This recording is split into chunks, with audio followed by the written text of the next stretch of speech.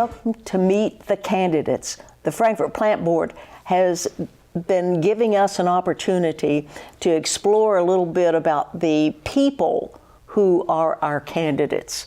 I think that's always important to me, and I hope to you, to figure out exactly what kind of person we're going to be dealing with once we have this election thing settled. So in meeting the candidates, we get to learn a little bit more about who they are and what they're thinking. On this particular edition, we're going to be talking with Keith Parker, who is running for a position on the fiscal court in District 2. We have a lot of candidates out there, and sometimes the districts confuse me. So I wanted to make sure we get that right. That's correct. I want to alert all of our viewers that we're going to be having a candidate forum on April 26th down at the hotel. Stay alert for that. Participate if you can. Send in questions if you'd like. And then make sure that you allot time to get the live election returns on May 22nd. We're going to be down at the county clerk's office, and we're going to want to bring those numbers to you just as soon as they're available. And this is going to be part of how you decide how that vote's going to turn out. Because in talking with Keith Parker, we're going to find out how he feels about serving on the fiscal court. And that's what I want you to do first, Keith, is tell our viewers who you are, what your function is in the community, and what possessed you to try to undertake a responsibility of this nature. Well, I was born and raised in the 2nd District, and I'll go a little background there. Mm-hmm. Our family, my earliest memory is in Terra Linda. In 1974, a tornado came through Frankfort, and I was in the basement of a house in Terra Linda there at the corner of Galbraith and Hanley, and I can remember coming out of the house, and our roof was gone, the walls were gone, and I guess it sticks with me because the kitchen table and chairs were still sitting there, so you could see right through the house and see that. So. Mm-hmm. I've been around, born and raised in the 2nd District. My parents, Simeon and Nancy Parker, rebuilt that house, and then they moved on out Hanley Lane and built 2 other homes where I spent my childhood. I went to Franklin County High School, where I graduated in 1987. I had a twin brother, Kenneth, and a younger sister, Kelly Scott. After high school, I went to the University of Kentucky, and I got my civil engineering degree, and immediately started working for the Department of Fish and Wildlife. I worked as a survey aide in the engineering division, and worked my way up to the director of engineering before I left there and went to the city of Frankfort, where I currently serve as the deputy director of public works. That's a little about me and my public service experience. It's 25 years of public service and leadership experience, and that's why I've always wanted to run. When I was in state government, it wasn't an option. They didn't let me run, and I came down to the city, and the magistrate races were coming up this year, and I talked to the city about running, and we were allowed to run at the city, but if we were elected, then I will have to resign my position with the city. So that was a big decision for my family and I. And so if I am elected to this position, I will be resigning from the city to work full-time as a magistrate. Well, as I pointed out, that is a heavy responsibility. Yes. That you have expressed a willingness to assume. So what are your views about what are the issues out there? What problems do you think need to be particularly addressed, and do you have any particular notions of how they should be resolved? I've already spoken with a lot of people in the district, and some of the issues that come up every year are drainage issues, flooding, mm-hmm. A lot of interest in street lights in some of the older county developments that didn't get street lights. Conditions of our roads, road maintenance, when are they going to resurface your road? And some of the bigger county-wide issues would be redevelopment of the Capitol Plaza, that area and really development out in the county and in industrial development. And I really think one of the biggest issues over the next 4 years for the fiscal court would be how are they going to pay for this pension contribution? I think that's going to be a very big issue. What kind of an effect do you think it's going to have on the county budget? How are you going to compensate for that? Well, the county budget is about $24 million a year. And from what I've read, it's going to, if they were to implement the new retirement contribution in the first year, it'd be about a $1.2 million increase in the county budget. Now, there's several bills or amendments talking about phasing that contribution in. If they phase it in over 5 years, you know, you're looking at a $200,000 a year increase. Essentially, that's a $200,000 budget cut every year for the county. And it's impounded because the next year's another $200,000. Now, the 10-year increase will be a little easier to absorb. You know, they'll $100,000 increase in retirement contribution. And to solve that problem, the county's going to have to get creative. I think they need to look at all the ways they can save money. Now, I've got experience with the city of Frankfort in working with the plant board to change out some of our street lights to LED lights, and it saved quite a bit of money. I've worked on HVAC programming to save money in some of our buildings at the city. I've installed equipment on electric pumps that are going to save the city money. That's going to be the best case scenario to cover that money for pension crisis. If they can't find a way to cut costs, there's some tough decisions to be made in the next 4 years. Do you see any areas that you would feel more comfortable cutting than others? That is tough. I don't think anybody wants to cut jobs. You know, I went through state government for 23 years, and I went through where we had a budget cut every year. I went through furloughs. It's a tough decision, and I think you look at attrition first.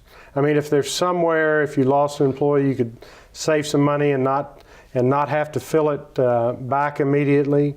But the best case scenario would be to tighten up the budget and not have to cut positions. But no ifs, ands, and buts about it. It's going to be tough. It's not going to be 4 years of implementing your special projects because the money's not going to be there. I do want to ask you, you sort of alluded to it. Do you feel that there should be a county representative on the Frankfort Plant Board? Absolutely. I think if you look at KRS, I think it's 96.172, it spells out there's 5 people on these municipal boards. And the plant board has 5 people. The plant board has $120 million budget, and it's decided by 5 people, which essentially is decided by 3, a simple majority. So we have 3 people that can handle where they spend their money. And I think the solution is not to continue to point fingers to the left and the right. And I think the solution is to get one of our local legislators to modify that KR, or submit a bill to modify that statute to let us add 2 more members and let the county appoint those 2 members. And that would address a lot of concerns without pointing fingers. You know, we've got to work together. That's one of the main reasons I want to run, is I'm tired of the federal politics trickling down to our local politics. You're kind of told you have to be over here on the left, you have to be over here on the right. You have to disagree with whatever the other side wants to do. And we can't function as a government that way. One of the things that I was particularly interested in this is Frankfort has a Kentucky distilled branding campaign that they're going on to promote the community. Do you think that the county would benefit from cooperating in that effort, or should they have their efforts in promoting community separate from that? Well, they have got to be a partner with the Chamber. I mean, the Chamber's whole purpose is to bring development or help bring development or foster development or help existing businesses in our community. And they come up with a branding effort to try to move Frankfort. We're kind of stuck in the past. We need to move Frankfort forward. So, you know, the Chamber comes in with a branding effort. We want to highlight our strong bourbon heritage here in town. We've got these distilleries that want to help our community. And, you know, if we get on board and you know, the distilled branding, I think it's creative. I think it's a great way to promote Frankfort. And what you're doing with that branding is not to try to talk people from Frankfort into coming to Frankfort. It's trying to talk to the people that are out of state or in different counties in our state. Kentucky Distilled or Frankfort Distilled. You come into town, what is that all about? You know, I want to go see Buffalo Trace. You know, I want to come downtown and talk and visit. And while I'm there, I want to go downtown. I want to see what they're doing new with their, you know, they read about the Tiger Grant. They read about the redevelopment of the Capitol Plaza. You know, it's a great opportunity, and the county ought to be on board. Do you think there are any particular other elements of going after more development? Are there any steps we should be taking now or in the immediate future that would help that along? Yes. I was being Deputy Director of Public Works at the City of Frankfort. I helped prepare that grant for the Tiger application. Mm-hmm. And that was one of the most rewarding things that I've been a part of since I've been in state and local government. You know, we spent a lot of time last year. The deadline, we turned that grant in end of October, I think. And we sit around and wait, and we found out we got that awarded. The county needs to be proactive. You know, it's not all about the county needs to spend their money here or there. It's about planning. Work with the Chamber. Work with our local distilleries. Come up with some grants. Use our distilleries as partners in these grants, because these grants are judged on local match, who your partners are. You know, we've got to come together as a community. Work with the city. You know, look what the city did with that. We're going to be redeveloping the Capitol Plaza area, and that people in the county may not understand that's going to increase the occupational tax payroll for the county, because after the Parkside development and the city annexed that, they came to an agreement that any new development in the city and county they'll split occupational tax. Well, the city charges at 1.95% occupational tax. The county will get half that for any new development downtown, whether that's on the Tiger Grant corridor, 2nd Street, when new developments pop up, whether that's in the Capitol Plaza redevelopment area. The county's going to get half the occupational tax, and vice versa. Well, now, speaking of that Capitol Plaza development portion, do you think that we need to find a way to replace the convention center, a multi-use facility, or should we be looking at something else altogether of going into that space? Development is fine, yes, but what kind of development? We're right in the middle of City Visions is doing forums, public forums. They had one downtown. They're going to have some more. And we're right in the middle trying to figure out what our community wants downtown. You know, my individual polling in the district, a lot of people want another convention center. But what I would recommend you do is you can tell me what you want as I'm walking around knocking on doors this spring, or come to these meetings. There'll be another one. Check the city website or check the newspaper, because they'll announce them. City Visions will have another public forum. And that's the only way you'll know your opinion will be heard, because if you come to those meetings, they log all opinions. You know, they record these meetings, they give reports to the City Commission, and I assume they give reports to the Fiscal Court of what our community wants in that redevelopment. And if it is a new convention center, why don't we take people with experience with grants? I could help tremendously on the Fiscal Court. Let's apply for a grant to help pay for that, because that's the biggest issue. If we decide we want a convention center, how are we going to pay for it? You know, we partner with the city. You know, the county partners with the city.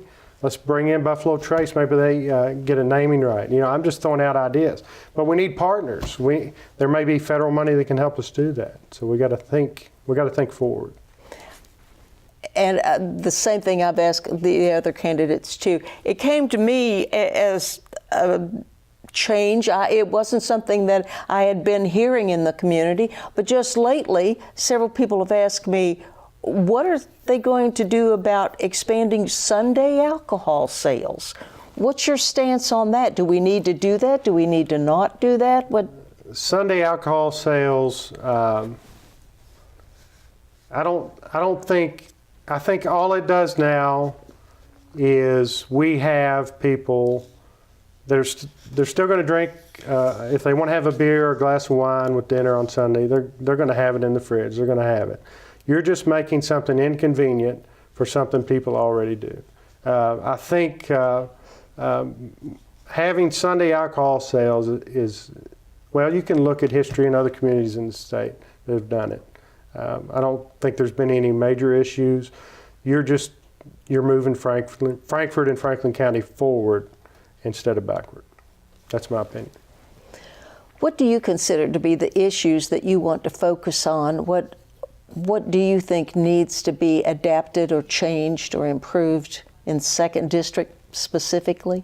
Well, I talk to a lot of people, and they bring up issues, and it's interesting. They'll bring up drainage issues, like the dam at Duckers needs some maintenance.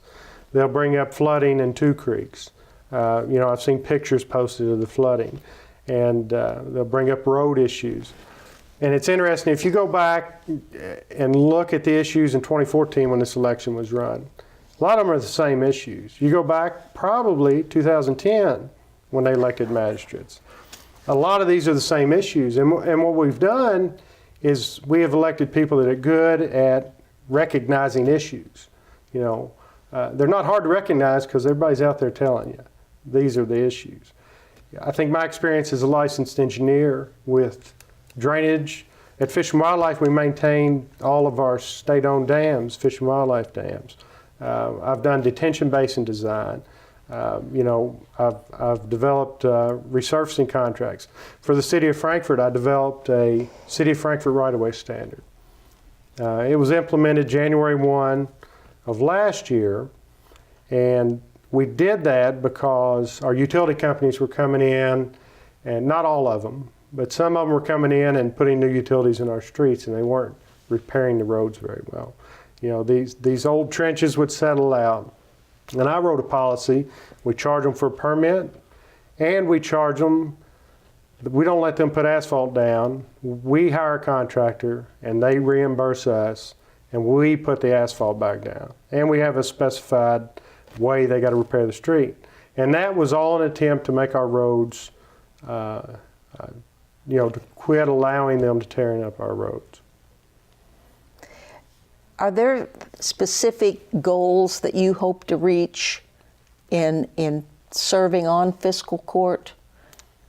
The goals, I guess, in 4 years, I'd like to be able to say we navigated that pension crisis, or we're well on our way in navigating that pension crisis. But even more, I'd like to be able to say my daughter is a freshman in high school, and my son, who's a sophomore in high school, will think of Franklin County as a spot. When I go to college and come back, I may look for a job in Franklin County. There's more family amenities here now. I'd like to be able to say we've got an indoor swimming facility. I'd like to be able to say, when my wife and I had children, when they were young, my wife worked part-time and didn't work for a while. And I'd be leaving for work, and she's getting ready to take the kids to Georgetown, to their outdoor facility. She's going to take them to Versailles, to Falling Springs. We had a yearly membership to the Louisville Zoo, and we lived in Frankfort. There needs to be places for young families to entertain their children, get them off their cell phones and their electronics, and make them active here in our town. We've done a good job. The city built the aquatic park. It's a seasonal facility. We need something for young families to do year-round in town. I'd like to be able to say I had something to do with that. Now, I'd like to be able to say I fixed a lot of problems that that people have been talking about for 12 years in my district. You know, the flooding in 2 creeks, the street lights, or any other issues there. Do you see any possibility of funding those issues?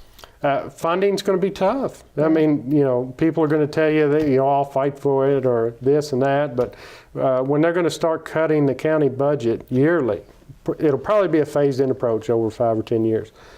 Coming up with money to do projects that weren't budgeted is going to be tough.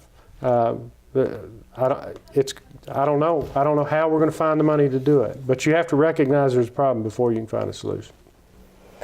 Do you have any ideas on how the county can go about enticing new businesses into the area to develop a stronger, more reliable tax base? One big thing is low energy costs. A lot of, well, industrial and business, you know, they come into a town, they're going to look at, you know, what's it going to cost to build my facility? They're going to look at what's it cost to keep it open, and you know, your electric costs, your water costs, your sewer costs. You know, those are all the maintenance fees, because you know they'll figure out how many people they can probably get to come into their business, and to make a profit, we can't spend this much on utilities. That's such a big deal. If we can offer a lower electric rate, a lower water rate, a competitive sewer rate to these businesses, industry or commercial, they'll come on their own. And we've got groups recruiting them. We just need to make them feel confident that we're going to keep pushing for lower utility costs and startup costs for them. I know you've given this a lot of thought. Are there some issues that maybe we should be discussing that I have not yet focused on, that I've not brought up as a topic?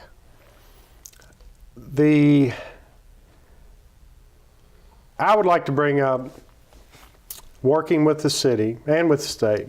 I've worked with county government, obviously city government. I've worked with state government. And when it comes down to it, I've worked with the plant board. And you know, I've grown up with a lot of people on the plant board. A lot of hardworking people. You know, when the politics, they start going south, and like I said before, they make you pick a side, left, right, and don't agree with anything the others think. That's not the way to run the business. And it's given a black eye to some of, it's given a black eye to the plant board. And I want to be the first to say that everybody I've ever worked with in the rank and file of the plant board has been very professional. And they come, if I ask them something, they get back with me. Something I don't like is when you interact with your government and they don't get back with you. It's perfectly fine to get a question, and if you can't help, to call them back and say, I'm sorry, but it's out of our jurisdiction. I can't help. Here's a couple things you might try. But the worst thing you can do is not call them back. You know, I think that gives us a bad name.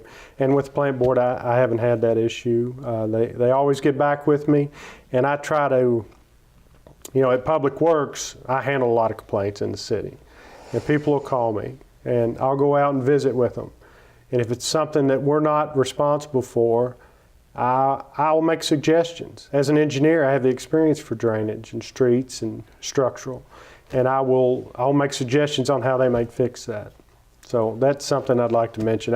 Our staff in our city, county, and plant board are great to work with, and they all work hard, and we don't want to get lost in the fact, we don't want to lose that fact.